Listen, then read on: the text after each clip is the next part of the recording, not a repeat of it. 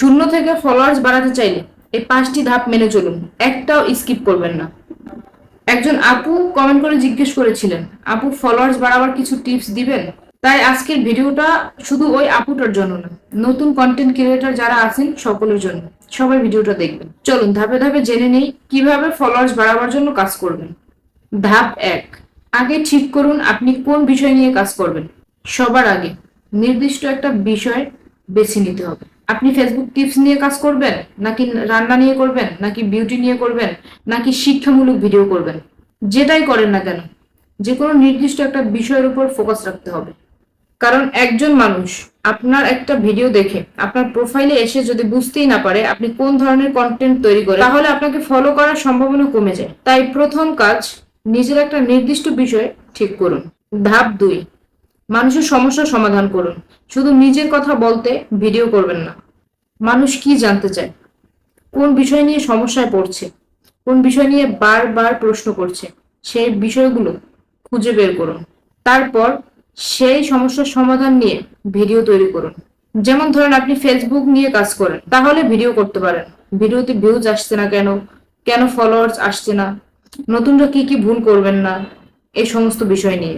অর্থাৎ মানুষ যে সমস্যার সমাধান খুঁজছে, আপনার ভিডিওতে সেই সমাধানটা দেওয়ার চেষ্টা করুন। ধাপ 3, ভিডিওর প্রথম কয়েক সেকেন্ডকে গুরুত্ব দিন।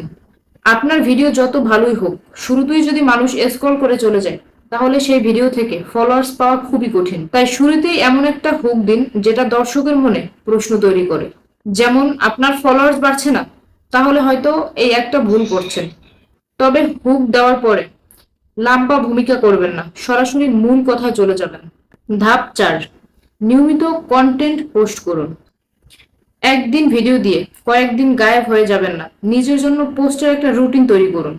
ভিডিও আপলোড করার পরে সঙ্গে সঙ্গে যারা কমেন্ট করে তাদেরকে রিপ্লাই কমেন্ট দিন। এতে করে অডিয়েন্সদের সাথে এঙ্গেজমেন্ট তৈরি হয় এবং তারা সেখান থেকে আপনাকে চাইলে ফলো দিতে পারে।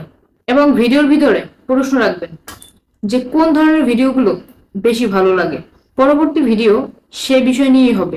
এরকমই কিছু কথা বললে অডিয়েন্স আপনাকে কমেন্ট করবে। ধাপ 5, শেয়ার করার মতো কন্টেন্ট তৈরি করুন। যেই ভিডিওগুলো মানুষ নিজে থেকেই শেয়ার করবে তার প্রিয়জনের কাছে বা তার টাইম লাইনে, এমন কিছু ভিডিও তৈরি করুন। এবং যে কন্টেন্টগুলো ভালো করেছেন সেরকমের আরো ভার্সন তৈরি করুন। একটা বিষয় ভালো করলে সেটা সেখানেই শেষ করবেন না। একই বিষয়ে নতুন নতুন প্রশ্ন, নতুন নতুন উদাহরণ নিয়ে কন্টেন্ট তৈরি করুন।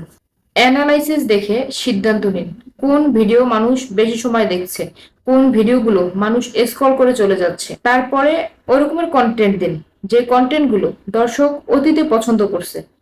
ভবিষ্যতে ওরকমের কন্টেন্ট দিলে আপনার ফলোয়ার্স কিন্তু ঝড়ের গতিতে বাড়বে। আর আপনি যদি এক এক দিন এক এক টপিক নিয়ে কথা বলেন, সেক্ষেত্রে কিন্তু আপনার দর্শক আপনার পেজ ভিজিট করা বন্ধ করে দিবে এবং ফলো দিবে না।